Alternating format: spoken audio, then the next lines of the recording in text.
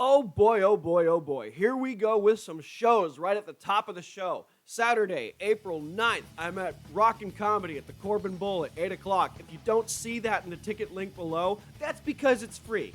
Just show up. Just be there, all right? It's going to be a lot of fun. I'm going to be performing with a lot of really funny comedians. Be there or be square at the Corbin Bowl in Tarzana, California. And then on the 13th of April, I'm going to be at the Zin Bistro in Westlake Village, California. That is also free if you don't see that in the ticket link below. That's because it's a show at a diner, but I'm going to be doing my first 20 minutes there, and that's going to be a lot of fun. I've never done 20 minutes before. I've done short sets where I have to break everything up, but now I'm going to smush all my hard work together. Let's see if any of it's good. It's going to be super fun, and come through. Just come through. Honestly, just show up. Or don't. You can probably catch that set on Patreon for the homies. If you want to be a homie, just go to patreon.com/JakingOffShow. That's also in the link below. And just support for $1 a month. You'll get to hear some of these sets. You'll get to access to bonus footage as well. Anyway, moving on. Next show date, 4/23. I'm at the Wren Theater in Hollywood, California. 8 o'clock and 10 o'clock shows. That ticket link will be in the description below. A little bit later, as the show goes on, as we get closer to the date, it's going to show up there, and you're going to be there, and it's going to be so much fun. It's not only just me performing. Headliners, national headliners will be performing there, working out their stuff. People that are passed at the Improv, the Laugh Factory, the Comedy Store. People that are way better than me. I'm going to be performing with these guys, and I'm going to be in the fucking woods with these dudes. It's going to be fun. And then, 4/24, I'm at the Comedy Chateau at 7:30 in North Hollywood. Be there or be square. That ticket link is in the description below. It's free tickets using promo code JakeB. That's free tickets using promo code JakeB. There's free parking, and yeah, there's still a 2-item minimum, but you can't get a better deal than that in California. Because everything, oh, it's over the hill. Oh, I gotta park. Oh, I gotta pay a babysitter if I have kids. Man, fuck your kids. Come to the comedy show. And then 5/3, that's May 3rd. I'm at Flappers in Burbank. Ticket link is in the description below. It's gonna be so much fun. Anyway, let's start the motherfucking show.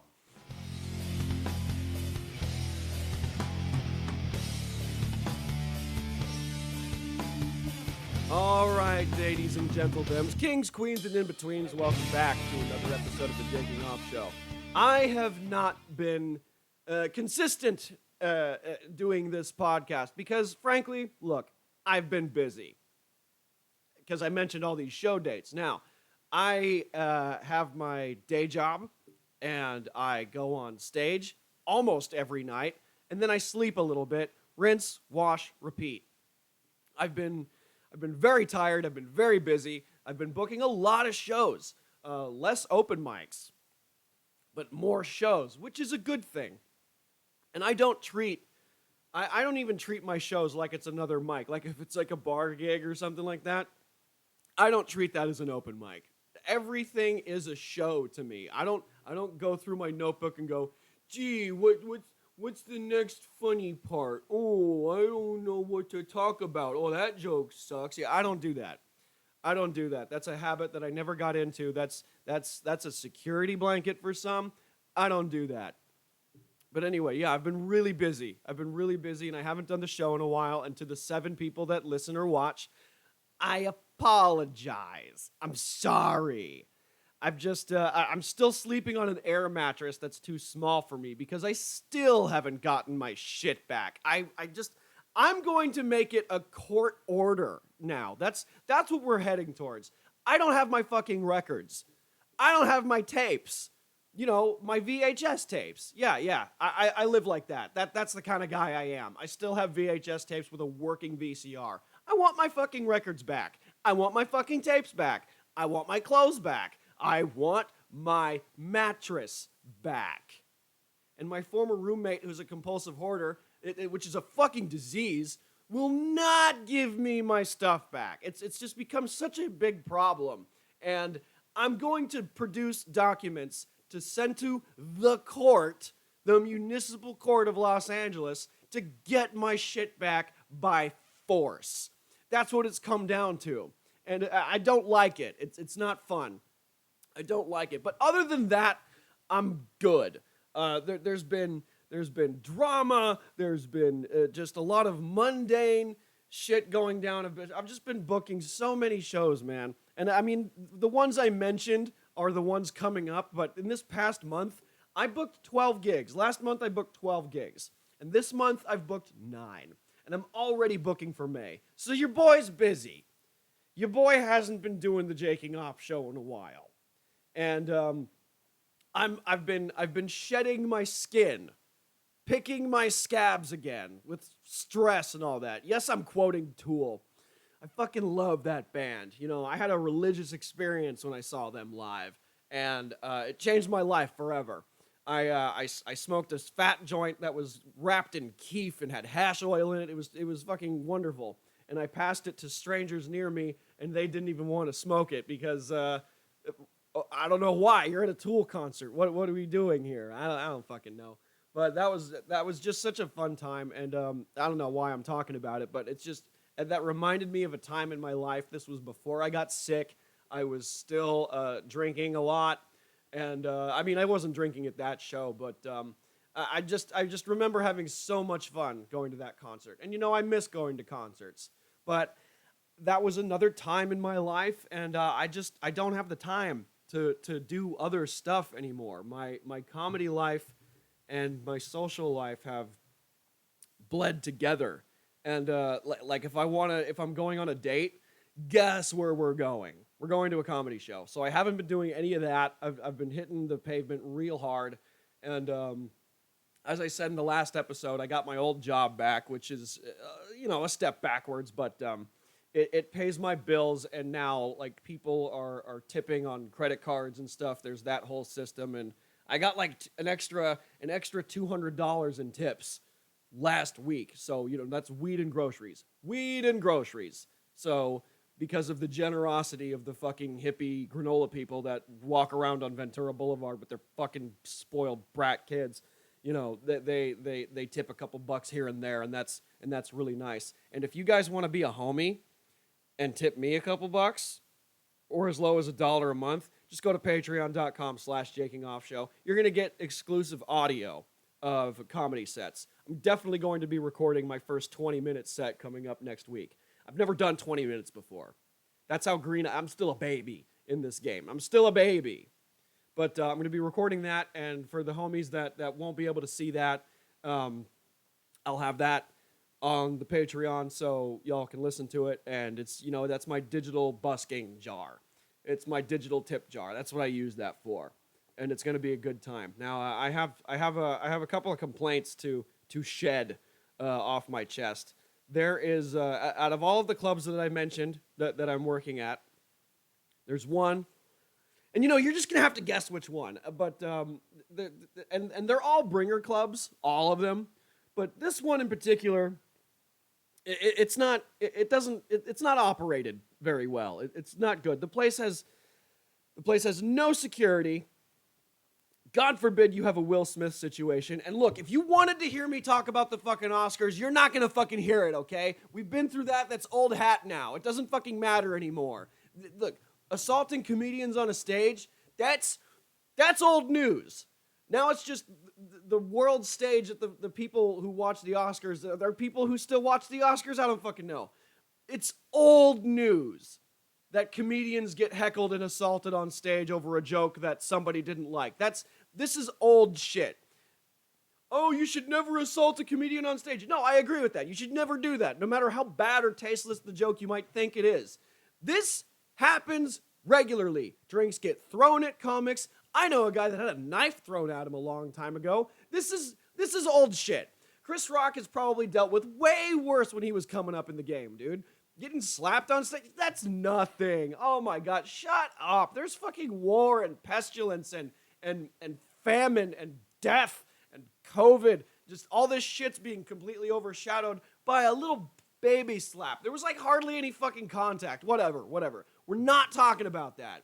Anyway, this club doesn't have security. God forbid you have a Will Smith situation that happens. God forbid something terrible happens. What do you do? What do you do? Nothing happens. The small room at this place is a fucking fire hazard. It's a legit fire hazard. There's too many tables. There's just too much shit going on. And the owner is like the richest open micer ever. He bought this building for like $2-3 million or so, I hear, just to go up and do the same jokes that he's been doing. And if you want to bring people to that club, you have to bring the entire state of Ohio just to go perform there. And look, I book a lot of gigs. You knew that. I book a lot of gigs. So I had a couple people show up to one show, and nobody showed up to this show.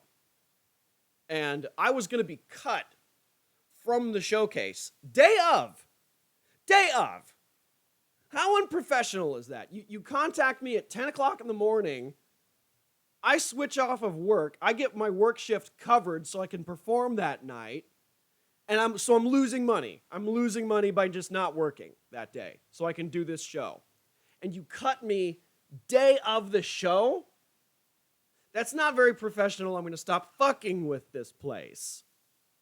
And then I had a stern talk with the owner about it. And I said, look, dude, I book a lot of shows. I work very hard. I had a couple people show up at my last show before then. And he's like, oh, how come people showed up over there and not over here? Gee, I don't know. I don't control the availability of my friends. Hence why I book my shows. I don't just do one show a month because, like, oh, people aren't, like, oh, I'm not available for that one. How about this date? I'm like, okay, I don't have control over, the availability of my friends here. So I book a lot of shows and I cover a lot of ground in case somebody wants to come see me. That's how I fucking roll. And if you're going to cut me day of the show, I'm not doing business with you anymore. So we made a deal. I went up last, and I did 3 minutes. 3 minutes. They call it a tight 5. This was a Hyman 3. That's how short it was. And I got a standing ovation from my left side because I fucking killed. And they saw that I killed. So it is a complete disservice to punish comics that happen to not fill seats. Now, I get that. It's show business. You want to bring business to the business. That's how bringer shows operate. It's not fun, and it's like pulling teeth getting people to come to a show. But I don't want to give off the desperate energy. I don't do that. I'm not that kind of guy. And I just, that's not me. That's not me. And when you cut me from a show because I didn't bring people, what you're doing is that you're letting mediocre comics who are new at it, they get excited and their friends show up and they overbook people that run the light, people that don't have the muscle, newbies, basically. And the show fucking runs 45 minutes late. What? Is this a club? Gee, I'm sorry. Look, and I've gotten in trouble by talking shit about comedy clubs before. That's gotten me in trouble, and it's gotten an episode deleted. But this is different. This is not a professionally run club. This is not a good club. It's a nightmare. The food is overpriced. The drinks are overpriced. $10 for a beer? And look, I don't even drink, but just like $10? I know inflation's going through the fucking roof, but come on, man. Come on. Just fucking stop. And you have comics that bring their friends, and then those friends walk the room because they saw their friend perform. Good. All right, we came to see our friend. All right, yay. And then you walk the room. You devalue your ticket by not staying the whole show. So what you have is that you have mediocre comics filling the lineup, and the public isn't interested. You're just dragging people to the club, and then your club sucks. It's not going to last much longer than that. And not to toot my own horn, but I'm funny. They know I'm funny. I had a stern talk with the owner about this whole fucking thing, and he got mad, and he was whining like a bitch in front of his staff. I made him whine like a little bitch, and he got pissed. But look, that just goes without saying. I work really fucking hard. And I told him straight up, like, if you're going to cut me from a show, I'm going to stop performing here. That's how and I hate saying no to stuff. I don't like saying no to stuff. But the thing is, you have to have a little bit of self-control, and you have to say no to things. In fact, I said no to a gig because it was all the way in Westminster, California, which is like a 60-mile drive, and I'm not getting paid for it, and gas is expensive as it is, and I had a gig that day, so I had to say no to it because it was a conflict. But I would have said no to it anyway because of the sacrifice that you have to make to do that. Now, I get it, you hustle hard and you work really hard in this field, this fucking unrespected field, and I get that. You got to pick your battles, but you need to be able to say no to things. And this is a place that's in the valley. It's close. It's within a stone's throw from me. And I hate to say no to this place, but I'm not going to do business with this spot anymore if that's how they're going to operate. I'm not going to fuck with this place anymore. Hell, I might even still show up to their Sunday auditions. And they'll just be like, oh, we want to book you for that. I'm like, nah. Look, if you want to put two and two together, and if you're smart, you know which club I'm talking about. But I'm just not going to mention the name. And I'm just going to cut my ties with it. I'm not doing it anymore. I'm not there at least. So that's one less venue to perform at. And maybe, or at least until I know I can fill seats, I'll do those shows. But that's years down the line. It's years down the line, and I'm in this forever. I'm in this forever, and I got nothing better to do. I tried everything else. Being in a band didn't work out. Acting didn't work out. And I miss being in a band. I'm jamming a lot more. I'm playing my instruments again, and I'm happy about that.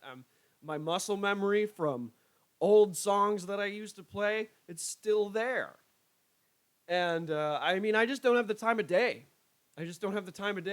And I feel bad because I kind of flaked on a drummer that I used to play with, and we were gonna do that on a Tuesday, but I felt really bad on flaking about it because Tuesday was my only day off, and I did nothing, absolutely nothing. I slept all day. I slept. I woke up at like 3:00 in the afternoon. I got up. I made some food. And I just sat back down. I listened to like Your Mom's House or something. And I rested. I wrote one or two things down. And I need my rest. And that's really important. Is to, when you go hard every day, like burnout is real. I go hard as long as I can, but it's important to rest. And I look just completely disheveled. I didn't even shower yet, and I have work later tonight. And you got to pick your battles. You got to pick your battles. And I'm done fucking with this club. It's just been so on my mind, and it's been really frustrating.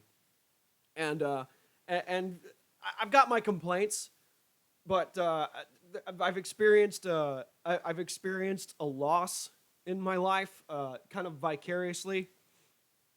My friend's dad died, and it's really sad. It's really sad, and I'm really empathetic when it comes to that because my friend's dad, he had an estranged relationship with his father, very similar to how I am about my dad, and he recently came back into his life a couple of years ago, and they reconnected. And my buddy, he had mixed feelings about it, which is understandable. Now the theory is now there's a theory that we're both kind of like talking about, is that he came back into his life, maybe knowing that he was getting sick. And he was saying like really cryptic things like regrets in life and all that. And it's just like if you follow the pattern, it was not looking good. And so, fast forward, my friend's dad passes away, and I had to come over and see him and console him and his mother and it was just overall like just so sad. And it made me think that because I don't know my father, or I don't have a relationship with him. Rather, I don't. I'm not going to get the same chance. I'm not going to get the same chance. So, uh, in the weeks before his passing, I told him, like, hey man, look, just try to spend as much time as you can with your dad, because remember, we all die, memento mori. We're all going to go eventually. Nobody gets out of this alive. And it's just been a bad year for him. It's just been such a bad year for him. Just the divorce, the car accident, and now this, like, it's just so sad. And I don't know if I would have the strength to continue. Now, my friend here, he drinks. He doesn't abuse it, but he drinks, socially and all that. And if that were me, oh man, I would have relapsed or something, because he's just been going through hell, and I empathize with that greatly. And I have a bit about about the wedding. I have a bit on that, and I went up on stage, and I was gonna do that bit. And it was like the day after he passed, and I just kind of threw it away because I was about to cry on stage. And I'm like, we don't do this. We don't do this in a comedy show. We don't get sad. We have a good time. That's what we do. And I just kind of threw the joke away, and I'm meeting these other challenges in my third year in this, and that's just another challenge is dealing with grief. And being able to hold back the tears and just continue performing, because the show must go on. And I have issues with my father, and I've been mentally preparing that scenario in my head, and I'm never really going to be ready for it. Do you ever fragment an argument in your head, and you piss yourself off, and you say all the things that you wish you could have said better and stuff like that? Like that's kind of what was going through my head. And you never prepare for that. You're never ready for that, and you're never ready for the curveballs that the universe throws at you. And you got to be able to bob and weave. You got to be able to you got to be able to fucking get it together and move the fuck on. And there's like this big mystery now. The guy's got stocks. The guy's got his phone locked. The dude was like living in and out of motels, and he's not even like homeless or anything. There's like a double life thing going on. I don't know. There's just this huge mystery behind it, and I really hope the best for my friend. And I'm sorry that I'm bringing this out and putting it on the internet, but I'm not naming names. But if you know, you know. But this is just the stuff that's on my mind, and I fucking hope that he gets through it, and just keeps chugging along. Like, he's so strong. He's so strong to be going through all of this shit, and I feel for him, and that's all I gotta say about that. It's rough. And I had a talk with my mom. Like, I've had the death talk with my mother about when her time comes, and I've talked to her about that, and she paid this money for this company that will come and get her and cremate her. I have to call this fucking number from this company called the Neptune Society. So, like, I've had the conversation with my mom when her time comes, and it's going to happen whether I like it or not. And that's the order of things. You're supposed to bury your parents. That's the way it goes. This is supposed to happen. It sucks, but that's the order of things in life. You have to bury your parents. It's going to happen. And I had a not so easy talk with my mom about it, and all I have to do is call this fucking number up and go like, "Hey, she's dead. Come get her." And then I'm bereft, and I'd have to like collect her things and all that. And whether or not I inherit her debts that she owes, like her student loan debts, and when she co-signed my shit, the debt might go over to me. Hopefully not, but or if she's got like some surprise money hidden away that I don't know about. But there's the thing with the money about it is that my friend, he's also a filmmaker. He makes movies, and he's always wanted to make a good film about like some projects that he's wanted to do. And I told him, like, hey, look, as soon as you figure this out, as soon as you solve this mystery here, and maybe you get like his stock investments and then sell it or whatever, or something or whatever, make that movie. Make that movie.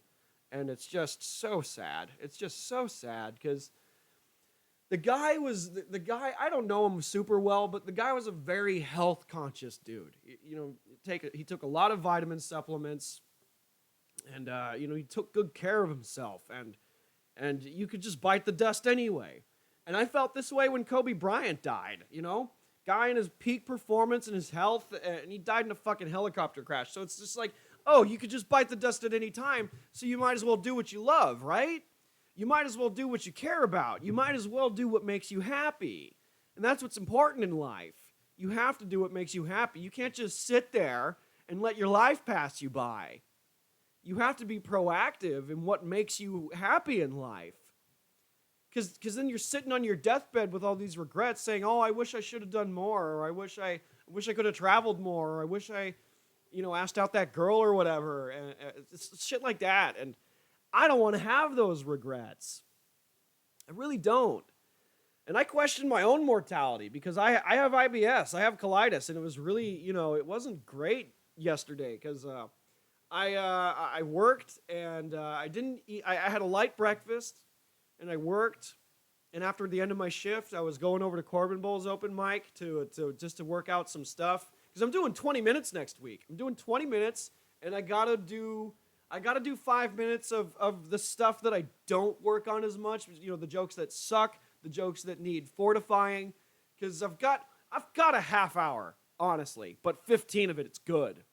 And I have to fortify that extra 5 minutes to make it good enough to fit into the act. And I have to not go so fast and slow my roll, dial it back, let the laughs filter in and out, and just slow the hell down. Because that's a flaw I have. I look back at my own game tape because I go too fast. And I gotta slow down. Because what happens is I get excited. And I start moving too fast when the fucking Red Bull autism energy comes out and I can't control it. And I need to be able to slow down and look at that tape. So I went to this open mic, and I had no food in my system, and I had to, order some food, and I ate a little too fast. And I shat like 5 times in 5 minutes, and it was very painful, and it's not good. And I thought I was like getting like a hernia or something. And I'm like, fuck, dude, I need to go to a doctor. I need to do like a food intolerance test because maybe like my diet and my body have changed again, and I have to like really watch what I eat. And I haven't been as careful as I should because I don't even meal prep anymore. Because I'm out. I work for 7 hours and then I'm on stage for a couple minutes, but I hang, and so I'm out for like 16 hours the whole day. I'm out and I come home late and I sleep a little bit and it's rinse, wash, repeat and doing the same shit. And I don't have the time to cook a good meal for myself. And, I've been eating the fucking Ralph sushi and that's easy on me. Rice and fish are good on me. But occasionally I'll get a fucking double Western at Carl's Jr. and then I fucking hate myself, for 3 days. And I shouldn't be doing that to myself. But I do, because I don't put in the time to cook. I don't put in the time to cook, and I gotta get back into that. I'm slacking. It's not good, and I gotta be better about that. But that's just the way the cookie bounces, bro. I just gotta be better about my life, and I gotta be more consistent with the podcast, and like. Yeah, it's a podcast about my life and my journey through comedy and my complaints about the world. I haven't even watched TV that much. I didn't even watch the Oscars. I didn't even watch it. My friend sent me that clip of the slap and all that. I'm like, oh, shit. And I was at a show. And I immediately had to come up with a joke about it. I'm like, oh, man, we got to think of one. Before it's, like, overdone. The memes were fantastic. I loved the memes. Those were great. But, like, you got to be able to knock one out. while it's still fresh, because it's topical humor, and these jokes have a short shelf life, and you got to be able to write on stage when that shit goes down. But it's been a little while since then, and nobody cares. We all know what happened. People want to get their 2 cents in, and I already got my 2 cents in on it. It was just a bad situation all around, and I said it on stage, and I've said it in life, and look, I'm not going to give you that here. I'm not going to give you that here. I've already given you a little bit of it, because I'm not going to dedicate an entire podcast about the fucking slap, dude. It's old hat. Like I said earlier, it's just old hat. People getting slapped on stage, that shit happens all the time. There was a video of Big Jay Oakerson, famous headlining comedian. He got tackled from the ankles on stage because he talked shit about somebody's girlfriend or whatever, and the guy didn't like it, and he tackled him. This is not new, dude. This is just fucking the bad side of what happens in comedy rearing its ugly head in the public, and it's this ain't shit, dude. This ain't shit. And there's my 30 minutes of grievances. There's my bullshit. Please go to patreon.com/JakingOffShow to check out exclusive content and audio and game tape, and the rants will come when I get inspired to do that.